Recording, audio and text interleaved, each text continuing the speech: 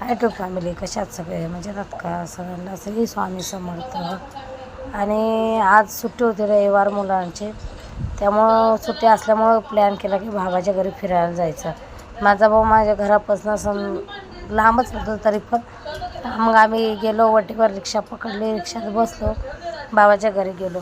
पुढचा काही व्हिडिओ काढायला तो दाखवायला तुम्हाला जमलंच नाही, का तर पुढं संत रोहिदास महाराजांची जयंती असल्यामुळे भरपूर गर्दी होती पुढं, त्यामुळं काही व्हिडिओ काढायला जमलं नाही.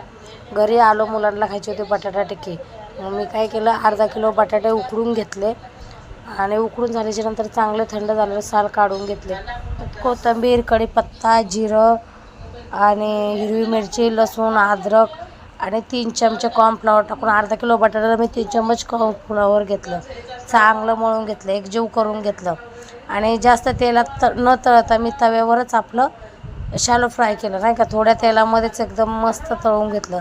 आणि ते तळून झाल्याच्या नंतर एवढं कडक कडक कडक झालं ना, खायला पण असा टेस्टी लागत होतं. वडापावला पण फेल केलं.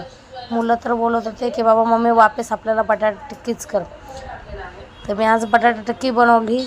शॉर्ट व्हिडिओ आहे. तुम्हाला जर पूर्ण व्हिडिओ बघायचा असेल तर नक्की माझ्या आयडीवर जा, कमेंट करून मला सांगा की मग मी तुम्हाला लॉंग व्हिडिओमध्ये नक्की बटाटा टिक्की बनवून दाखवेन. तर मंडळी, आपला आजचं छोटंसं व्हिडिओ तुम्हाला कसं वाटलं नक्की कमेंट करून सांगा. सगळ्यांना श्री स्वामी समर्थ. आणि आमचं आज कुलदैवत म्हणजे संत रोहिदास महाराजांची जयंती असल्यामुळं सगळ्यांना शुभेच्छा.